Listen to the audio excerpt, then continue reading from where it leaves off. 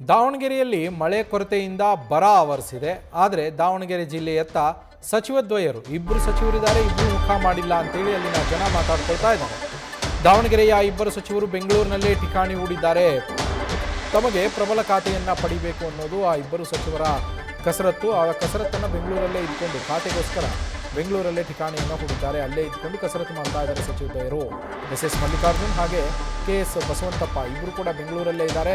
ಸೌಜನ್ಯಕ್ಕೂ ಕೂಡ ರೈತರ ಸಮಸ್ಯೆಯನ್ನು ಆಲಿಸೋದಕ್ಕೆ ಮುಂದಾಗಿಲ್ಲ ಅಂತೇಳಿ ಅನ್ನದಾತರು, ಸಾರ್ವಜನಿಕರು ಅಲ್ಲಿ ಮಾತನಾಡ್ಕೊಳ್ತಾ ಇರುವಂಥದ್ದು. ಯಾಕೆಂದರೆ ಜಿಲ್ಲಾ ಉಸ್ತುವಾರಿಗಳನ್ನು ಹಂಚಿಕೆ ಮಾಡಲಾಗಿದೆ ಸದ್ಯಕ್ಕೆ ಬರ ವಿಚಾರವಾಗಿ, ಬರ ಪರಿಶೀಲನೆ ಮಾಡೋದಕ್ಕೋಸ್ಕರ. ಆದರೆ ಸಚಿವರು ಮಾತ್ರ ನಮ್ಮ ಜಿಲ್ಲೆಯಲ್ಲಿ ಇಬ್ಬರು ಸಚಿವರಿದ್ದಾರೆ, ಇಬ್ಬರು ಕೂಡ ಈ ಕಡೆ ತಲೆನೇ ಹಾಕ್ತಾ ಇಲ್ಲ ಅನ್ನೋದು ಅಲ್ಲಿನ ಸಾರ್ವಜನಿಕರ ಮನದಾಳ. ಜಿಲ್ಲೆಯಲ್ಲಿ ಬರ ಇದೆ, ಆದರೆ ಸಚಿವರು ಮಾತ್ರ ತಮ್ಮ ಖಾತೆಗಳಿಗೋಸ್ಕರ ಅಲ್ಲಿ ಲಾಬಿ ಮಾಡ್ತಾ ಇದ್ದಾರೆ, ಅಲ್ಲಿ ಕಸರತ್ತನ್ನು ಮಾಡ್ತಾ ಇದ್ದಾರೆ ಬೆಂಗಳೂರಲ್ಲೇ ಉಳ್ಕೊಂಡು ಅಂತೇಳಿ ನಮ್ಮ ಪ್ರತಿನಿಧಿ ಮಹದೇವ್ ಫೋನ್ ಸಂಪರ್ಕದಲ್ಲಿದ್ದಾರೆ. ಮಹದೇವ್, ಇಬ್ಬರಿಬ್ಬರು ಸಚಿವರಿದ್ದಾರೆ ಜಿಲ್ಲೆಗೆ, ಆದರೆ ಒಬ್ಬರು ಕೂಡ ಬರ್ತಾ ಇಲ್ಲ, ಅವ್ರದ್ದೇ ಇದರಲ್ಲಿ ಬ್ಯುಸಿಯಾಗಿ ಹೋಗ್ಬಿಟ್ಟಿದ್ದಾರೆ ಖಾತೆಗೋಸ್ಕರ ಅಂತೇಳಿ ಜನ ಮಾತಾಡ್ಕೊಳ್ತಾ ಇರುವಂಥದ್ದು. ಅಲ್ಲಿ ಬರೀ ಪರಿಸ್ಥಿತಿ ಹೀಗೆ ಹೇಗಿದೆ ಮಹದೇವ್? ನವೀನ್, ದಾವಣಗೆರೆ ಜಿಲ್ಲೆಯಲ್ಲೂ ಮುಂಗಾರು ಕೂಡ ಸಾಕಷ್ಟು ಕೊರತೆ ಉಂಟಾಗಿರುವಂಥದ್ದು. ಅದರಲ್ಲೂ ಕೂಡ 30% ಮಾತ್ರ ದಾವಣಗೆರೆಯಲ್ಲಿ ಬಿತ್ತನೆ ಆಗಿರೋದ್ರಿಂದ ಇಲ್ಲಿ ಒಂದು ಬರದ ಪರಿಸ್ಥಿತಿ ಉಂಟಾಗಿದೆ ಅಂತ ಹೇಳ್ಬೋದು. ಹೀಗಾಗಿ ಈ ಜಿಲ್ಲೆಯನ್ನ ಬರದ ಪಟ್ಟಿಗೆ ಸೇರಿಸಿ ಅಂತ ಹೇಳಿ ಸಾಕಷ್ಟು ಒತ್ತಾಯ ಮತ್ತು ಒತ್ತಡ ಕೇಳಿ ಬರ್ತಾ ಇತ್ತು. ರೈತರು ಕೂಡ ಪರಿಹಾರಕ್ಕೆ ಒತ್ತಾಯವನ್ನ ಮಾಡಿದ್ರು. ನಮ್ಮ ಜಿಲ್ಲೆಯನ್ನ ಬರಪೀಡಿತ ಪ್ರದೇಶ ಅಂತ ಘೋಷಣೆ ಮಾಡಿ ಅಂತ ಹೇಳ್ತಾ ಇದ್ರು. ಅದರಲ್ಲೂ ಕೂಡ ಮುಂಗಾರು ಮಳೆ ಕೊರತೆಯಿಂದ ಕೆರೆ ಕಟ್ಟೆಗಳು ಕೂಡ ಒಣಗಿದ್ವು, ಮತ್ತೆ ಬೋರ್ವೆಲ್ ಕೂಡ ಬತ್ತಿ ಹೋಗ್ತಾ ಇದ್ವು. ಹೀಗಾಗಿ ತೋಟಗಳು ಕೂಡ, ಬೋರ್ವೆಲ್ ನಿಂದ ಇರುವಂತಹ ತೋಟಗಳು ಕೂಡ ಒಣಗಿ ಹೋಗ್ತಾ ಇದ್ವು. ಇತ್ತೀಚೆಗಷ್ಟೇ ಬಿಜೆಪಿ ನಿಯೋಗ ಕೂಡ ಒಂದು ಭೇಟಿಯನ್ನ ನೀಡಿ ಈ ಜಿಲ್ಲೆಯನ್ನು ಕೂಡ ಬರಪಟ್ಟಿಗೆ ಸೇರಿಸಬೇಕು, ರಾಜ್ಯವನ್ನ ಬರಪಟ್ಟಿಗೆ ಸೇರಿಸಬೇಕು ಅಂತ ಹೇಳಿ ಒಂದು ಒತ್ತಾಯನ ಮಾಡಿದ್ರು.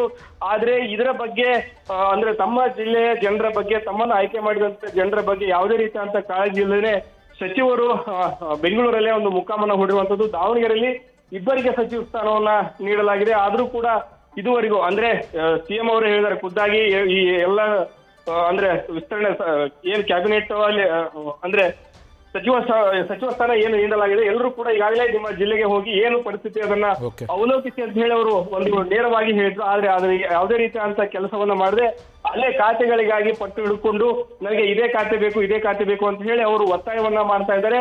ಹೀಗಾಗಿ ಜಿಲ್ಲೆಯ ಜನರು ಏನ್ ಕಷ್ಟ ಇದೆ, ಏನಾಗ್ತಾ ಇದೆ ಅನ್ನೋದ್ ಬಗ್ಗೆ, ಅದ್ರ ಬಗ್ಗೆ ಯಾವುದೇ ರೀತಿಯಾದಂತ ಗಮನವನ್ನ ಹರಿಸುವಂತ ಕೆಲಸವನ್ನ ಜಿಲ್ಲೆಯ ಸಚಿವರು ಮಾಡ್ತಲ್ಲ. ಹೀಗಾಗಿ ಇಲ್ಲಿನ ಜನರು ಕೂಡ ಒಂದು ಆಕ್ರೋಶವನ್ನ ವ್ಯಕ್ತಪಡಿಸ್ತಾ ಇದ್ದಾರೆ.